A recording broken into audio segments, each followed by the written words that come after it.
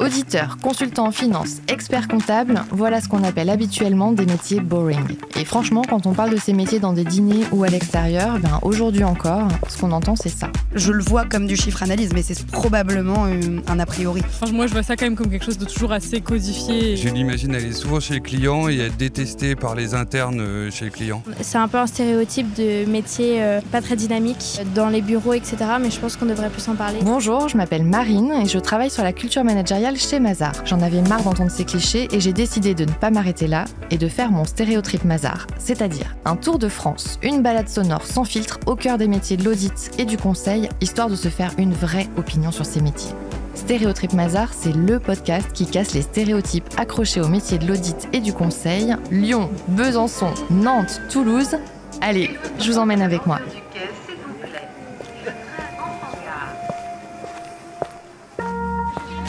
Salut Camille! Salut Marine, ça va? Écoute, je suis ravie d'être avec toi aujourd'hui sous le soleil lyonnais. Ouais, c'est chouette de te voir à Lyon, dans notre ville. C'est canon. On est où exactement là? Alors là, on est au parc de la Tête d'Or. C'est mon endroit favori de la ville, je pense. C'est là où je suis. C'est là que tu viens courir? Ouais, tu pourras me retrouver 3-4 fois par semaine ici. Génial. Toi, tu travailles, Camille, aujourd'hui sur une offre qui s'appelle Management de transition. Tu as rejoint Mazars, il me semble, en 2018. Ouais, je suis diplômée du programme Grande École de l'EM Lyon et j'ai rejoint Mazars avec le graduate programme. Et maintenant, 5 ans après, me voici à Lyon. Trop bien, tu vas m'en dire un peu plus. À l'époque, qu'est-ce qui t'avait fait choisir Mazars? Alors moi, de façon très simple, j'avais choisi Mazars pour la bienveillance et le fit que j'avais eu pendant les entretiens. On nous avait promis de développer une palette de compétences à la sortie de l'école, d'avoir un management bienveillant, pouvoir s'investir en interne sur des projets. Ok, promesse tenue? Écoute, si je suis toujours là, je pense que le contrat est pour l'instant très bien rempli. En quoi ça consiste, un graduate programme chez Mazars? C'est un programme qui, en 2 ans, te permet de tester différents métiers et d'avoir également une expérience à l'étranger. Okay. Pour moi, ça a été 4 mois sur le bureau de Mazars à Madrid. Tu essayes plusieurs métiers, concrètement, lesquels? Alors, j'ai fait 2 saisons d'audit financier. Ouais. Je suis partie également tester le conseil assurance. Et ensuite, alors j'ai eu la chance de rejoindre une équipe. C'était à l'époque un vrai projet intrapreneurial. C'était une offre qui différait un petit peu de ce qu'on pouvait imaginer découvrir chez Mazars. J'avais rejoint l'équipe management de transition et recrutement. En fait, pour résumer très rapidement... Ouais, parce que là, tu m'as perdu.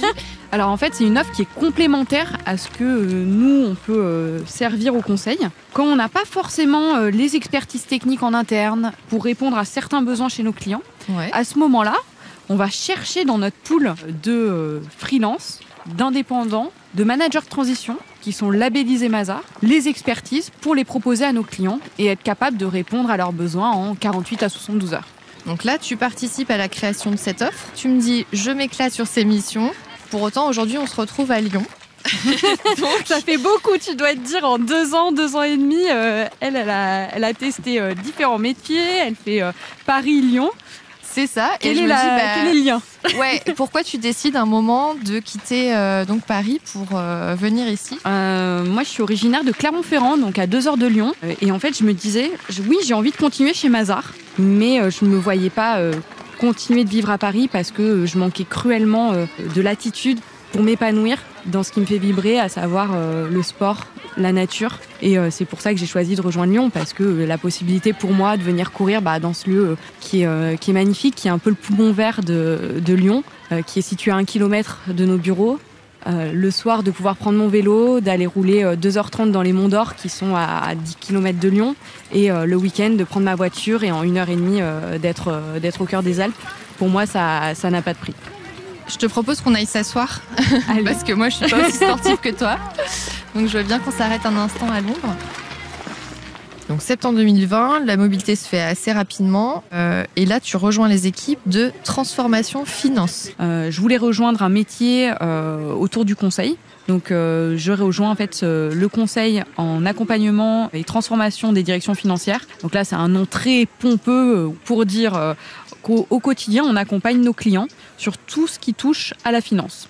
Ça peut être la comptabilité, le contrôle de gestion, le contrôle interne pour les aider à améliorer leur performance. On s'adresse à des startups, à des PME, des grands groupes. Voilà, on adresse tout type de clients.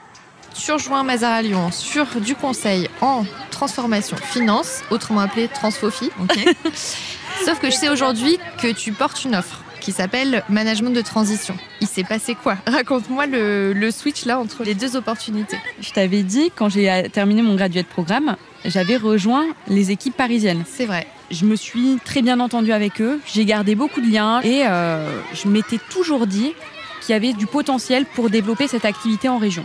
Au début, je suis allée voir mes associés, ils m'ont dit écoute Camille, vas-y, essaye, on verra bien ce que ça donne. Une première mission débute, une seconde, à tel point que maintenant, c'est 3 à 4 sollicitations par semaine.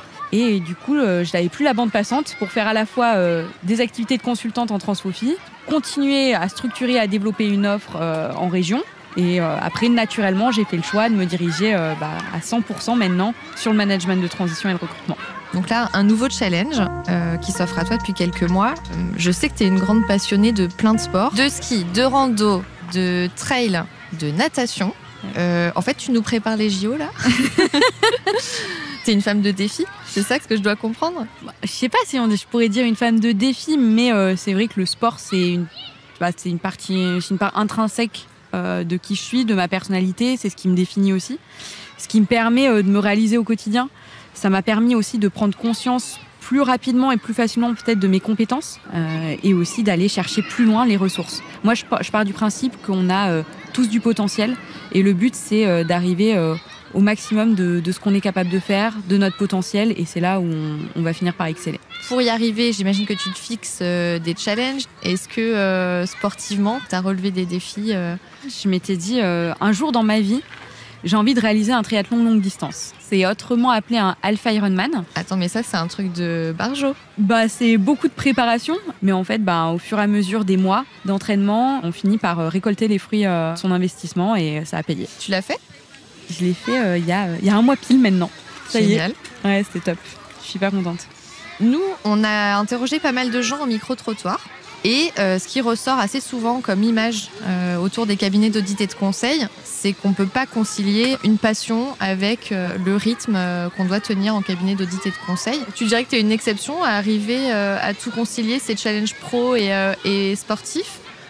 Alors, je ne suis pas du tout une exception, je t'arrête tout de suite. Tout est une question, ça va te paraître très, très bête, mais oui, d'organisation, aussi, c'est être à l'écoute de ses envies.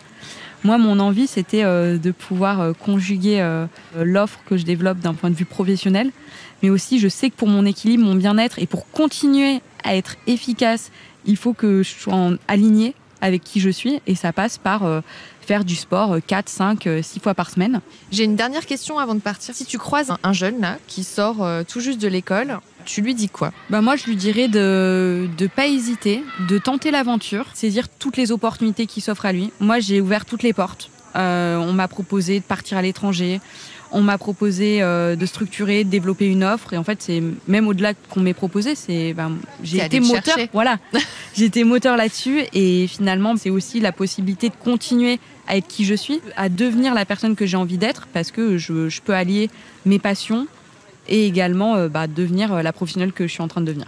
Je ne savais pas si j'allais rester chez Mazars 2 ans, 5 ans, 10 ans. Pour l'instant, ça fait 5 ans que j'y suis et je m'y plais beaucoup. Top. Je te remercie Camille en tout cas pour ce bon moment dans le parc. J'ai pris avec moi mes baskets et je me mets moi-même au défi de te suivre. T'es en train de me proposer d'aller courir? Ouais, je te challenge. Allez, moi, faut pas me le dire 2 fois, c'est parti. C'est parti.